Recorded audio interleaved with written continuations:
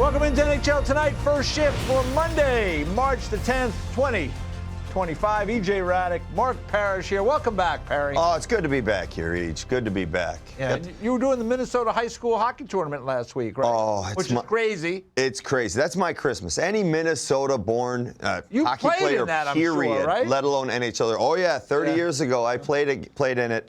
Won a couple of them. I was lucky enough to win a couple of them. We had a pretty good team in the 90s, Bloomington Jefferson. We were hard to beat. Okay. And our big rival just happened to be Matt Cullen's Moorhead Spuds. I don't think I have to explain to the audience who Matt Cullen is. Yeah.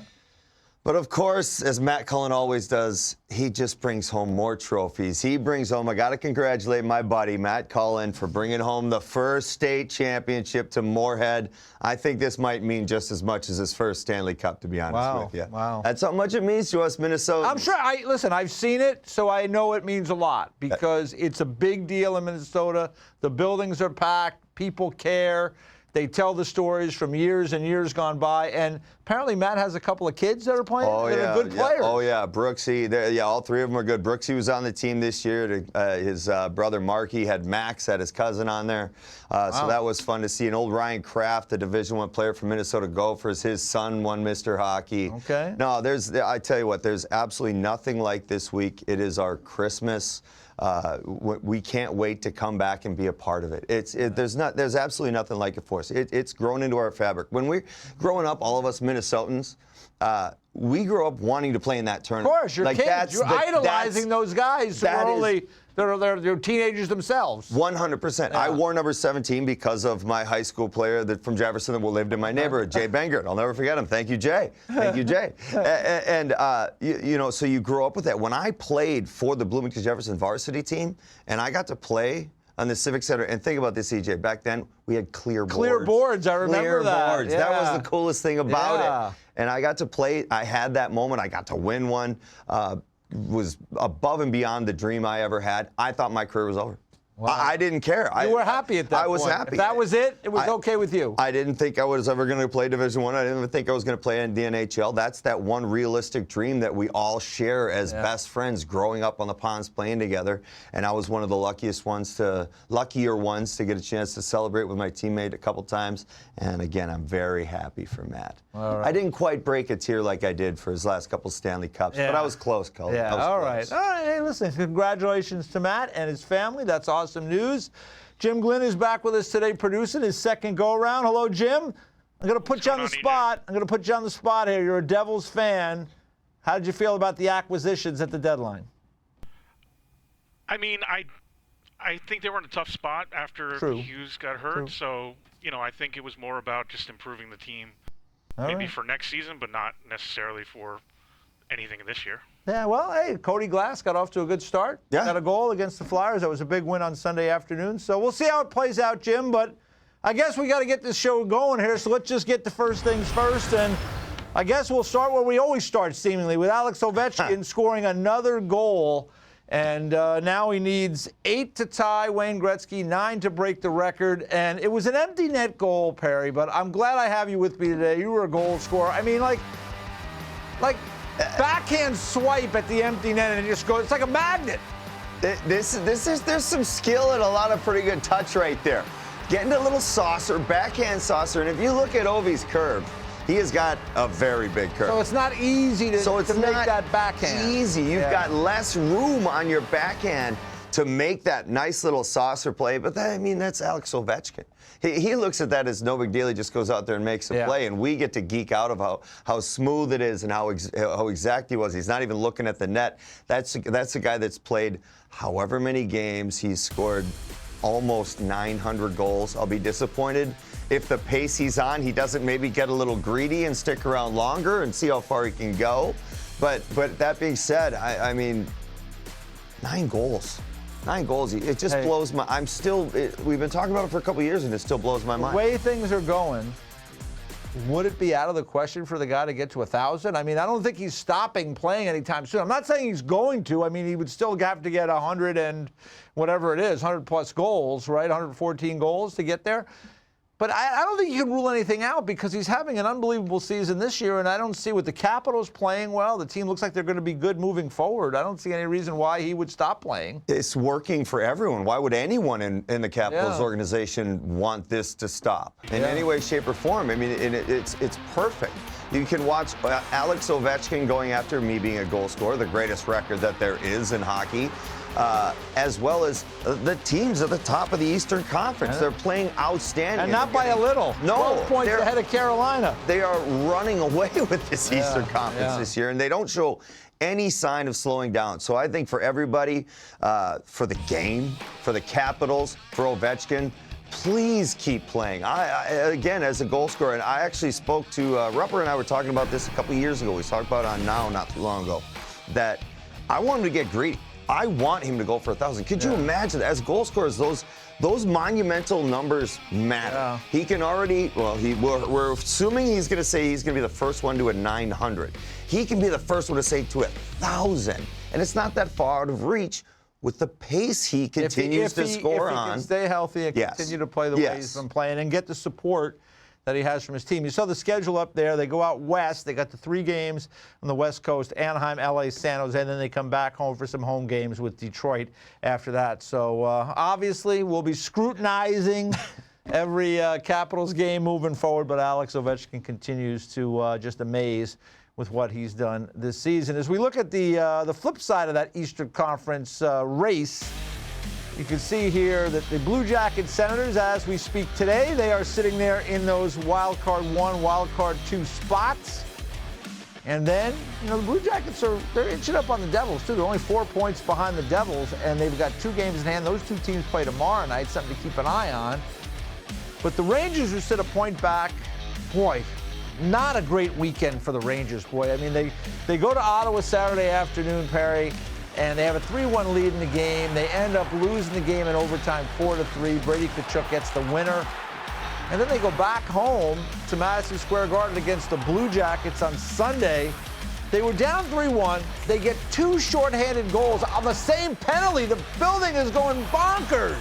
Tied it up.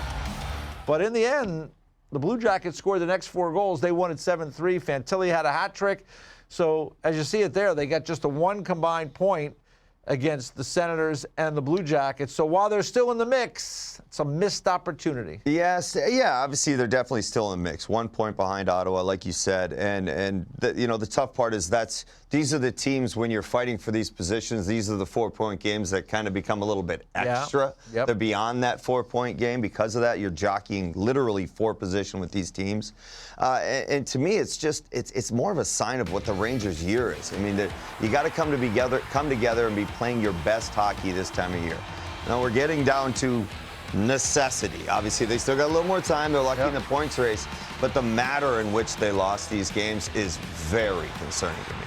The collapses, the losing in the third periods, you just can't have those, especially this time of year. But whenever those wear on you mentally, that's where you've got to turn those around. If you're feeling good as a team, you're going to find a way to win. If you're not, you find a way to lose. And the Rangers right now are finding ways to lose, so it makes me concerned a little bit about how confident that group is. And I look at their schedule, and I look ahead for the Rangers. 3-game road trip coming up at Winnipeg. No joke, playing them, right? Top team in the West. Then you go to at Minnesota, a team that's hungry to kind of continue to solidify their playoff spot, and have had all these injuries, but they find a way to make it hard for you. Then they go and they play at Columbus. And then they got to turn around and come home on short rest and play the Edmonton Oilers, who are waiting there for them at Madison Square Garden. And I was just going through their schedule. They do not have a lot of easy outs. So it's going to be a challenge for the Rangers, but there's still time. They have Shesterkin.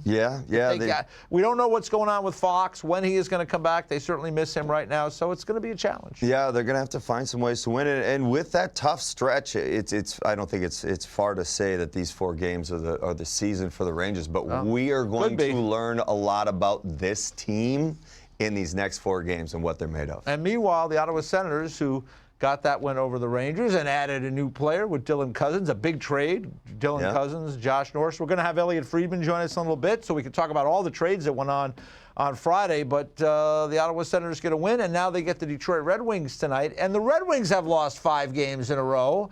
And boy, they are desperate to get a win tonight. And you can see here, look at this.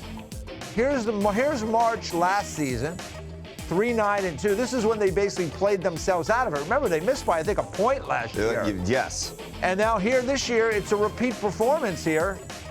Maybe even worse. We'll see. But they've got to get things going, having lost 5 in a row in the first 4 games in March. And the Ottawa Senators, this is a game tonight. I mean, you can beat Ottawa. You can kind of draw closer to them. You said it, these 4-point games, they matter a lot.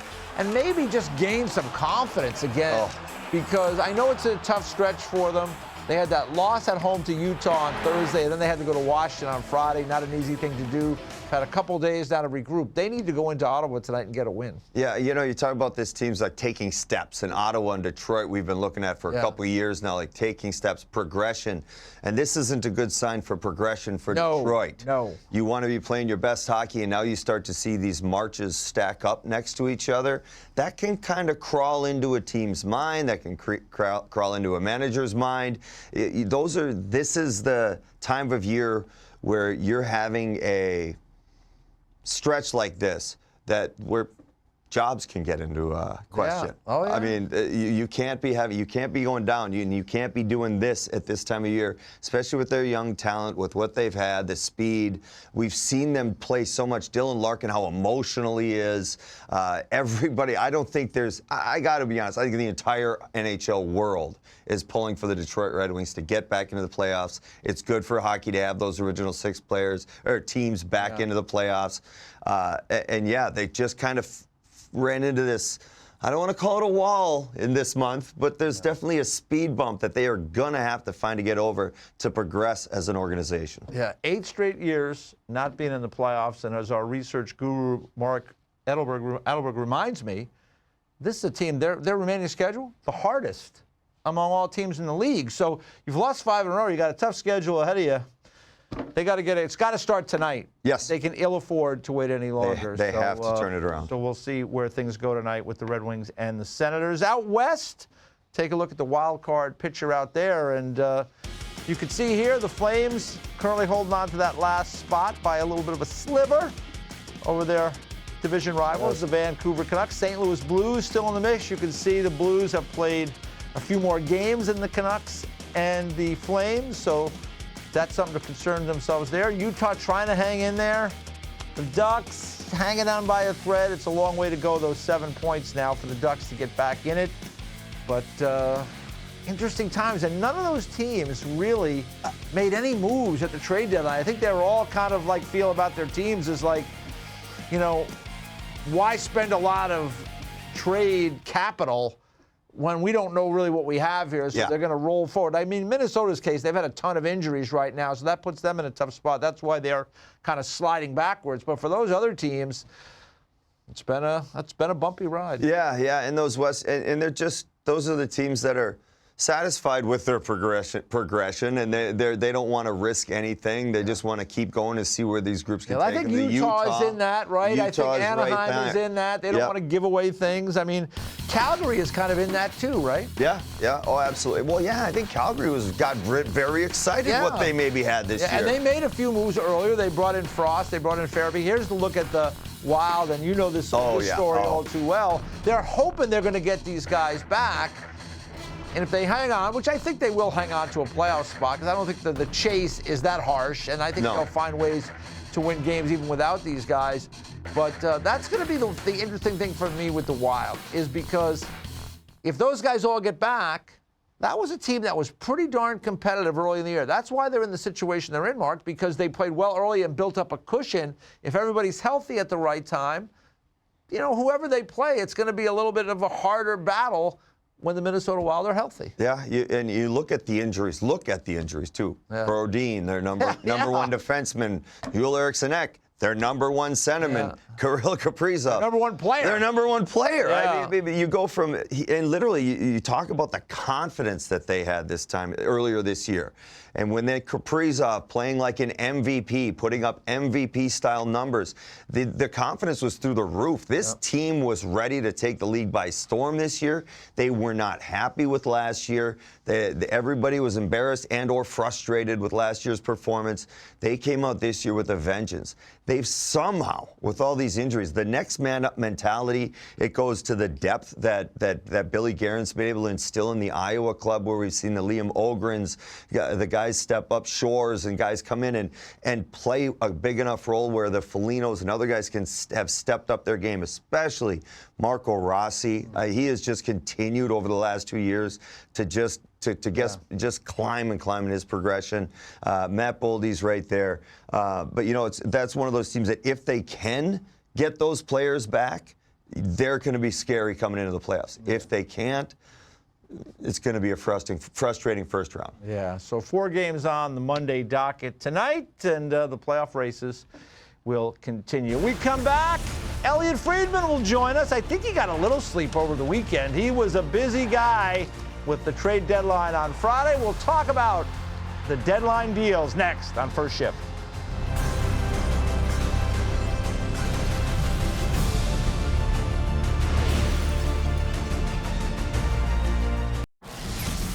You know, a lot of strange things happened on Friday. But the strangest had to be this: Brad Marchand going to the Florida Panthers. And here he is. He spoke today on Matt, talking about Sam Bennett, Matt Tkachuk. Those guys, those guys are absolutely the ones you want to go to battle with. That I'm just paraphrasing there because I can't read, obviously. But I'm just shocked to see Brad Marchand standing there in a Florida Panthers gear, just out of nowhere. There he is. And Elliotte Friedman, NHL Network insider, you were breaking that news on Friday afternoon, late in the day. I mean, you must have been just as stunned as everybody. I'm still stunned. So Katie Engelson, who's the ringside reporter for the Panthers, she tweeted out a photo of his stall on Saturday morning. I was like, this is too weird for me, man. And then I watched some of the media conference this morning and saw some of the clips. And he's standing there.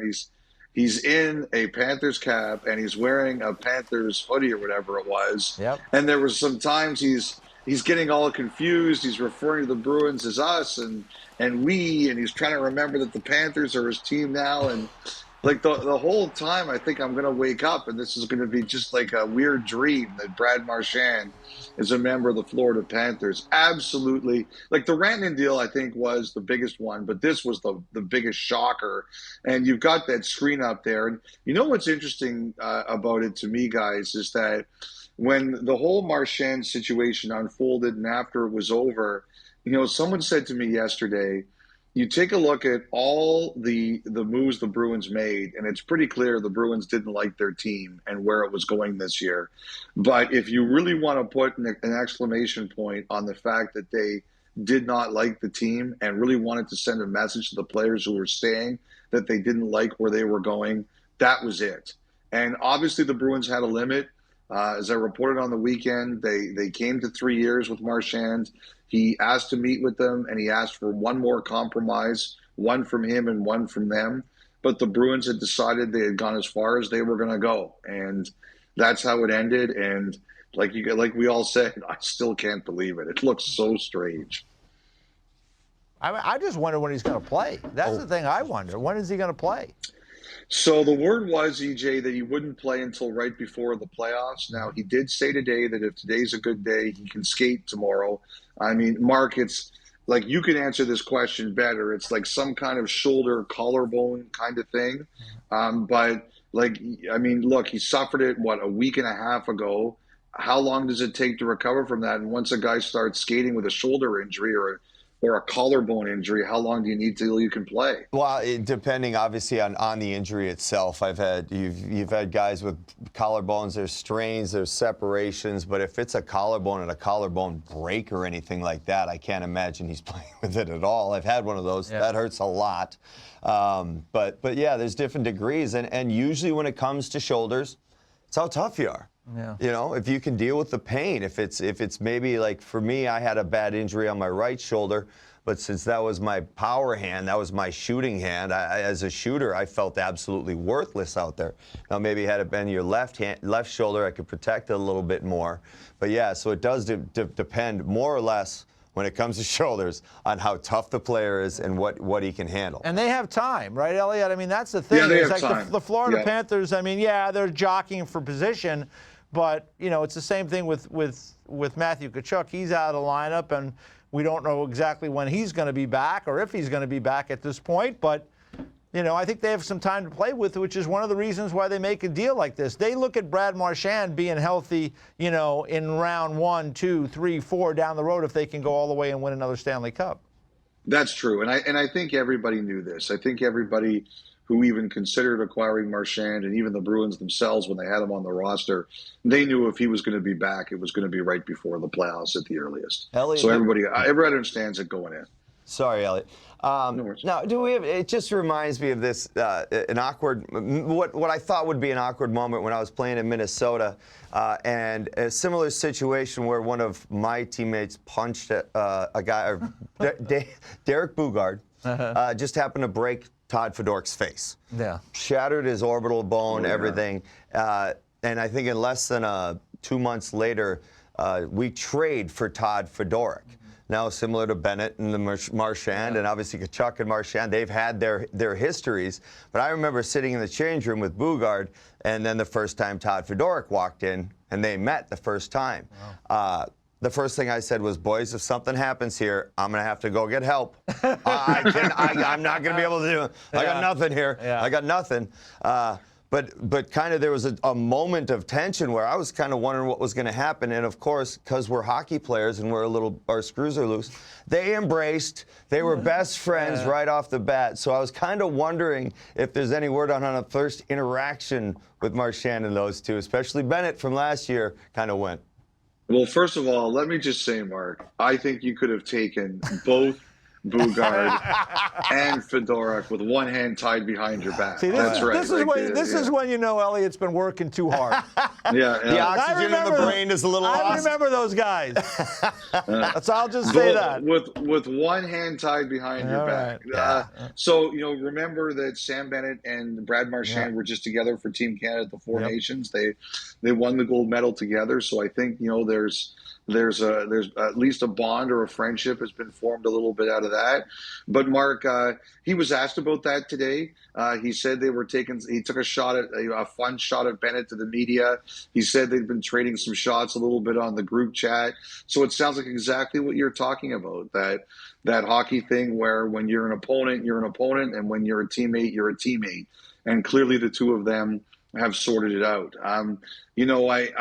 I think if there's one group of people that's going to take a little bit longer to sort that out, Mark, it's Bruins fans. I definitely saw a lot of Bruins fans who were like, Florida, really? The team that has been so tough on us the last couple of years, ruined their great season 2 years ago, knocked them out last year, had a couple of emotional games with them at the beginning of this year. But as you said, players are players. You got to adapt and you got to move on because there's another game tomorrow.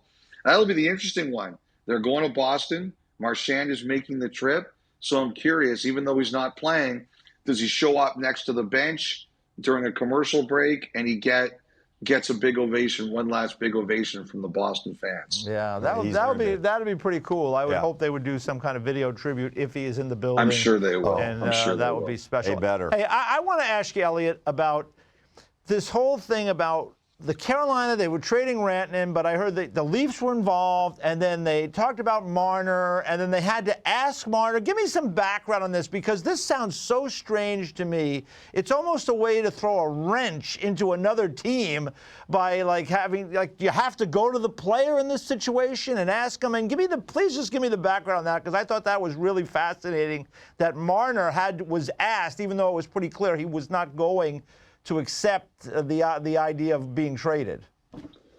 Well, sure. I mean, this is what I think happened. So Rantanen was initially, Carolina and Dallas reached an agreement on a trade, and the Hurricanes gave permission for Dallas to discuss a contract with Rantanen overnight, Thursday night / Friday morning. It was about 12:30 Eastern time on Friday morning that they reached the deal, and Dallas was given permission. The Marner thing, I think it happened earlier in the week. I think earlier in the week, Toronto and Carolina had discussed Rantanen, and Carolina indicated that if Toronto wanted to make a trade for Rantanen, their choice was Marner. And Marner has a no-trade clause, And Toronto, I think in that moment, what I heard is that they said, we can't not consider this. We cannot risk losing an unsigned Mitch Marner in free agency without looking down this road. Like, it's Mikko Rantanen. Yeah. Like, I totally understand. And they would get Rantanen signed. The idea is there. I believe so. Right, that would be the play. I believe so. And so they went to Marner earlier in the week. As a matter of fact, someone said to me yesterday they were surprised it took that long to get out. They really were surprised about it because it was earlier in the week, and they went to Marner, and they said, look, we still want to sign you, but we can't not think about this. And so they asked him, and he said no, and Marner has the contractual right to say no. I don't have a problem with it, but he said no, so that didn't go anywhere, and the Maple Leafs tried again with a couple of different permutations. So that's what happened, guys. I think it was earlier in the week, and they asked him, and he said no.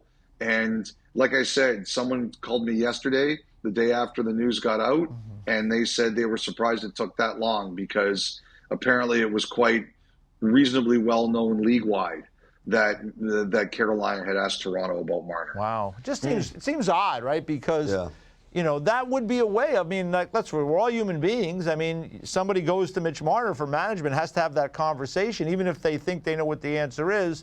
The Leafs have been a feel-good story this year, but all of a sudden now it could develop into something else. You know what? I got to tell you, Jay, and Mark, you played. Like, you understand the mentality of the player, and everybody understands and handles things differently. Yeah. But I've had jobs before where I've been hired. I've had jobs before where I've been let go.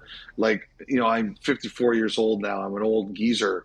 I understand that that's the way that life works sometimes. Yeah. And I don't think anybody here acted with bad intentions. Yeah. Carolina made a legitimate trade offer. Toronto was like, we can't not consider this. Yeah. And Marner, by the right of his contract, said no. And, in a perfect world, everybody would look at it and say, okay, we move on, but this is hockey and this is the Toronto Maple Leafs, so it becomes a bigger deal. But guys, I don't think anybody acted badly here. Yeah. I don't. And Marner seemingly handling everything good this year. He's playing well, and his life is going on. Scored 2 goals. Yeah. Scored 2 goals. But I think people are just worried about, I think as a Toronto guy, he feels a lot of pressure, a lot of sensitivity. Yeah. So I think they worry about how he handles it. That's all.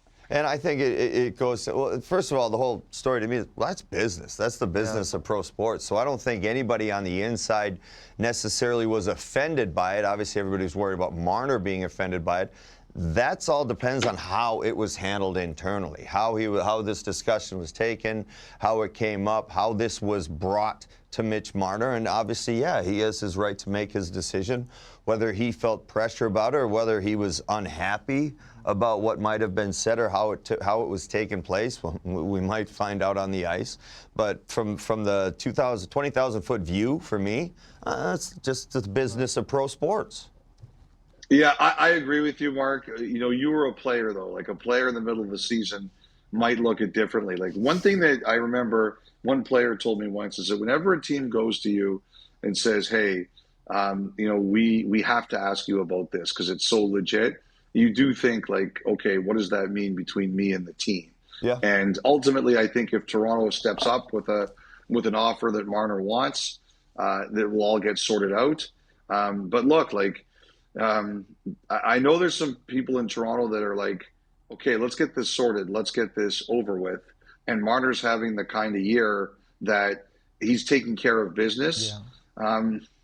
I think at some point in time, someone's going to step up and pay him what he wants. I was watching, I'm a big football fan too, and I was watching all this Myles Garrett stuff, and he's like, I want out.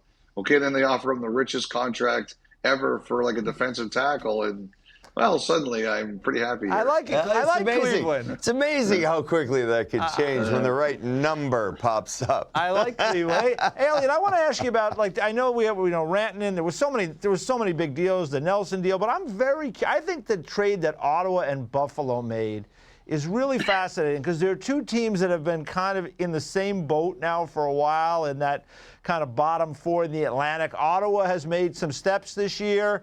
Buffalo's still struggling. It's one of those trades that if it goes wrong for either side, it'll sting for a long time. What did you hear about that trade and how it came together?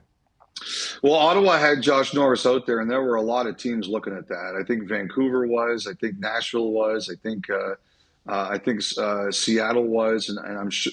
Excuse me. I think St. Louis was, and I'm sure there are lots more. I'm sure there's other teams I'm missing. I mean, I don't know if you saw the Buffalo on their X feed, on their socials, had pictures and video of Norris going into their first game in Florida on Saturday night, and boy, he looked devastated. I felt terrible as looking at Norris there, and you saw how Brady Tkachuk reacted. Yep. I just think Buffalo all year, they've wanted to do something. They have really wanted to do something to shake up their group, and Cousins was a big target. You know, he's a right shot center, and he's signed. As the way that this is going right now, with the cap going up, a right shot center who's locked in with term like Cousins is, I think there were a lot of people who thought that was really valuable. And I think there's also a lot of people that thought in a new situation, he might be better. And, if you saw that game the night before the trade deadline, Tampa played in Buffalo and Ray Ferraro did that game. Yeah. And Ferraro, who's one of the best in the world at what he does, he was very hard on the Sabres. And just especially when Dahlin was getting, Tampa's an ultimate, you fight with one of us, you fight with all of us team. And they were kind of mauling Dahlin in some of those scrums, and Ray was all over them. I just think Buffalo's we had to do something. Yeah. And Norris was one of the best they could get. And I think there's some guys in Buffalo who need fresh starts. I think Cousins was number one on that list. And we'll see how it goes for him in Ottawa. All right, one more quick one for you. Surprised at any of the teams that didn't do anything? That's a little surprise at Vancouver. I would say that just because, they've done a lot this year, so maybe there's only so much you can do, and sometimes you have to stop. I know Montreal. I think Montreal tried to make a couple of big swings out there for somebody with team control that could stay with them for a while. I don't know that I would say I was surprised, but I kind of expected that they would do a little bit more. LA? I would say LA. I'll tell you this. I think LA was very much big in on Rantanen, but he wouldn't sign there. Yeah. I was just sent a clip. Rod Brindamore apparently said today that Rantanen would agree to sign with 4 teams. And I think my guess is that list is Dallas, obviously, Vegas, Florida, and Toronto. That's my guess on that list. And so LA, I think, was in on Rantanen, but they couldn't get him done. They tried on Besser, but they didn't offer a first rounder. LA would be there, and I would say too. It's not that they didn't do anything, but I think New Jersey was very careful. They said they were not going to wave the white flag with Hughes' injury, but I still think they were careful. And I think some of their fans wanted more. But New Jersey, to me, it was we're not doing anything we're going to regret later. All right. Well, listen, get to the gym with your son. Have a great workout. Great job over these last couple of weeks. Thanks for taking the time today. We really appreciate it. My pleasure, guys. Have a great night, okay? Great to chat with you both. All right. Elliotte Friedman, NHL Network Insider. 3 stars of the week coming up next on First Shift.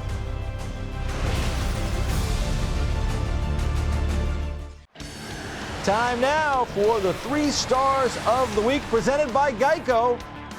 And boy, I always get high-end players 3 stars of the week. 3rd star, Tom Wilson. Happy to see that he's getting recognized for the kind of season he's having. 7 points in 4 games. Great year. Steven Stamkos had a stretch where he really was struggling. He's off that now. 8 points in his last 3 games, including the 4 goals. And then the player of the week could be the player of the week just about every week. Nathan McKinnon, the first guy to get to 100 points this season. 4 goals, 5 assists, 9 points in 3 games. Let's start with Tom Wilson, Mark, because listen, he's a unicorn. He's a rare guy, right? He's a rare guy in this league. He's big, strong, but he can skate.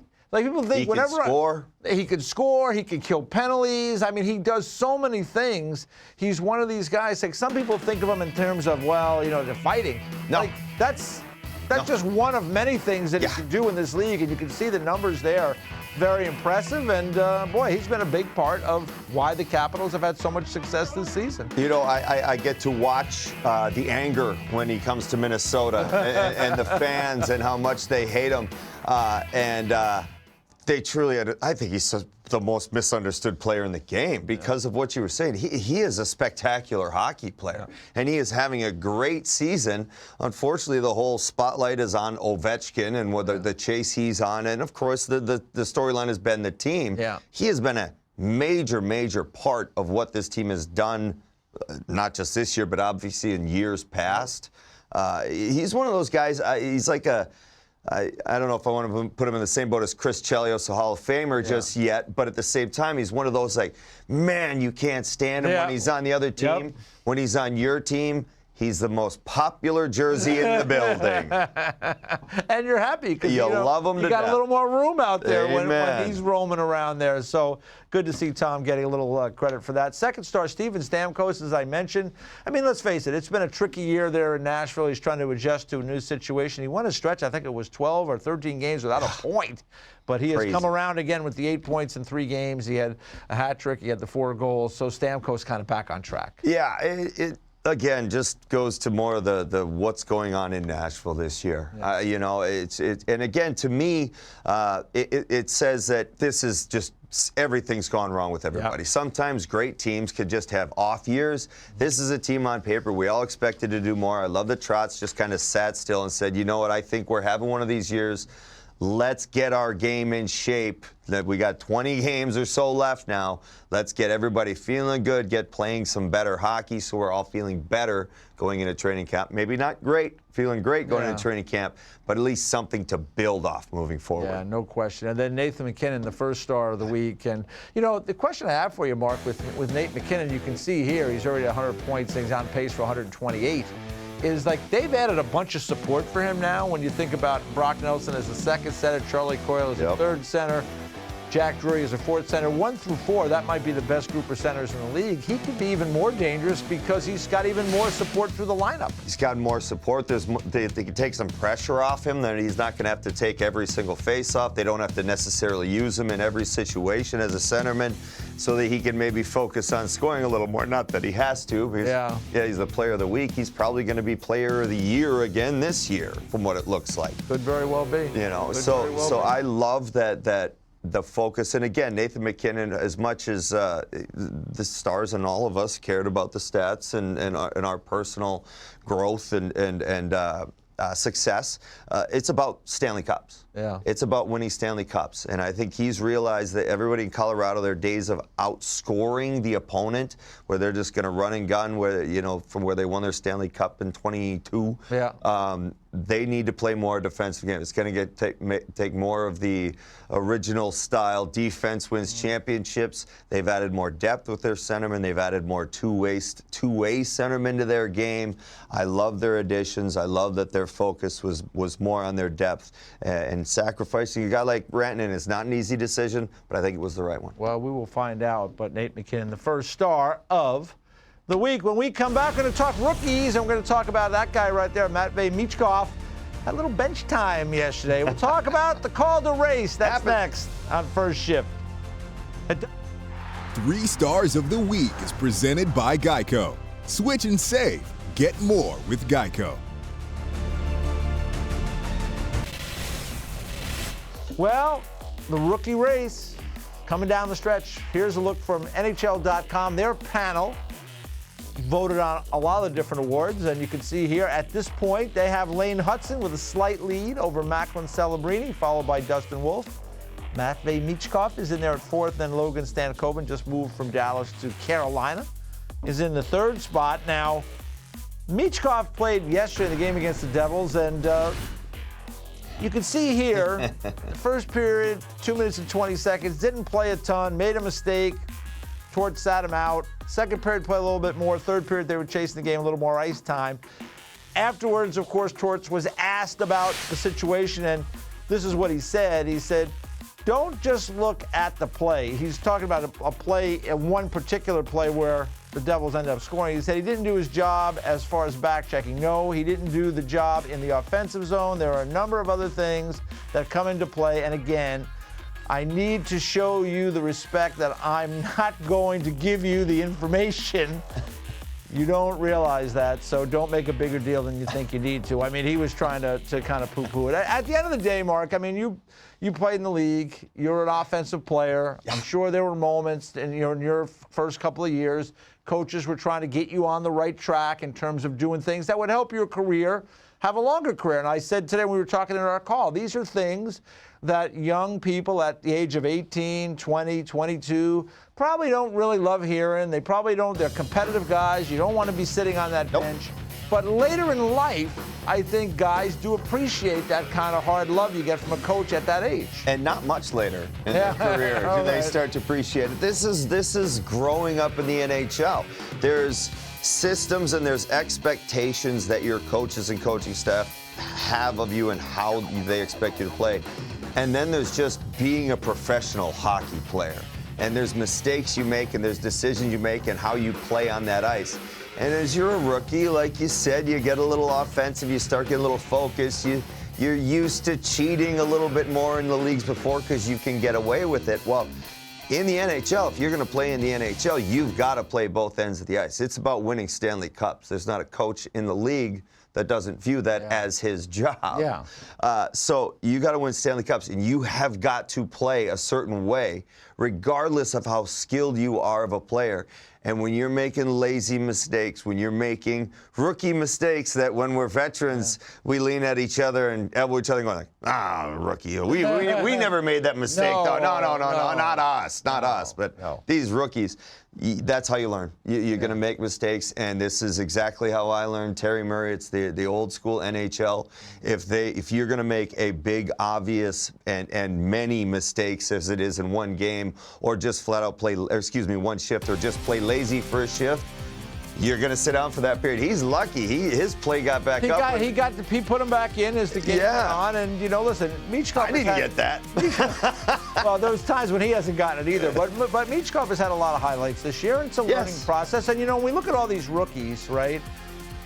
I mean, for me, if I was voting today, and I love Lane Hutson, but if I was voting today, I would probably take Celebrini just because I just think his 200-foot game for a young guy has been really good this year, and he's provided some offense as well. So, again, it's going to be a tight race, but the two BU kids right at the top right now, Celebrini and Lane Hutson, former teammates there at BU. Yeah, and you know what? I cannot argue one bit of Mac and Celebrini. I've loved what I've seen out of him. You are 100% right. I'm going to go with the voters a little bit and lean towards Lane Hutson a little bit, just because it's harder to play defense. Yep. That's exactly right. It's just when you can step up and be effective as he is instantly as a defenseman with the team he's on, all this youth, and where they're all kind of making mistakes together, and yet he's been able to just truly stand out. He stepped in. It kind of reminds me of Faber last year. It's like, I'm an NHLer. I don't have to show you guys. I'm going to prove it in game 1 to game 10. Yeah. And he's just stepped right in. I look forward to seeing the player he becomes. He's so crafty back there as an old shooter. Boy, would I love to play with a guy like Lane. Oh. Yeah, he is fun to watch. Yeah. There's no question about that. He's got his brother Cole playing at BU right now, and he's kind of a carbon copy almost. I'll say making a name for himself and a Washington Capitals draft pick. So, I mean, the Caps, they've got it tough. They've got him and they got Ryan Leonard. They got Leonard probably be on their team come playoff time. Yeah, but we'll see who wins the Calder this year. It's a good race with a lot of talented young rookies. When we come back, we'll talk a little bit more about that trade deadline, in particular out west in the Pacific Division. Some moves that weren't made. Coming up next on First Shift.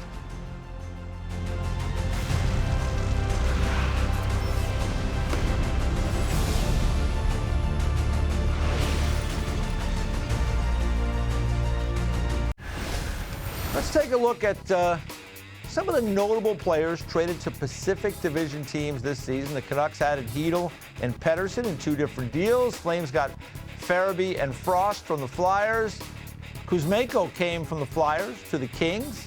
The Edmonton Oilers got Trent Frederick from the Bruins, Jake Wallman from San Jose, and the Vegas Golden Knights. Quiet this time of year for them. They ended up reacquiring Riley Smith. They got him from the Rangers. So the Pacific, like some of the teams did some things during the year. Like the Canucks made a couple of big moves during the year. Calgary made a big move. I want to ask you about LA and Vegas in particular. Now, Vegas usually is a big player at the deadline, so much so that they tweeted out a little note, "Hi," at about 10 minutes to 3, I think it was, and everybody kind of was like, what's going on here? Are they going to announce a big deal? Everybody thought maybe they were getting Marchand or somebody big, and you can see it, in the past. These are some pretty big additions that they made, but didn't do much this year, and the same can be said for the LA Kings. But let me ask you about Vegas. Were you surprised? Yeah, a little bit. You do get used to teams going for it. They're all in all the time. That's what I mean. When they're one of those teams that are all in, you expect them to kind of spend right to the cap, add whatever they can add. Didn't happen this year, and I love that they kind of poked a little maybe fun at themselves to their social media. Social media is on point, as most of the teams are. I was a little surprised at Vegas. I was a little unfortunate. I really wanted to talk about the Flames acquiring Farabee and Frost from the Flyers. I was hoping we were going to talk about that one. Well done by you. Well done by you. I give you a lot of credit there. So they didn't do anything, but they're having a good year. They have a good team. How about LA? Because LA's a team, they've been a first-round exit the last couple of years, losing to the Oilers.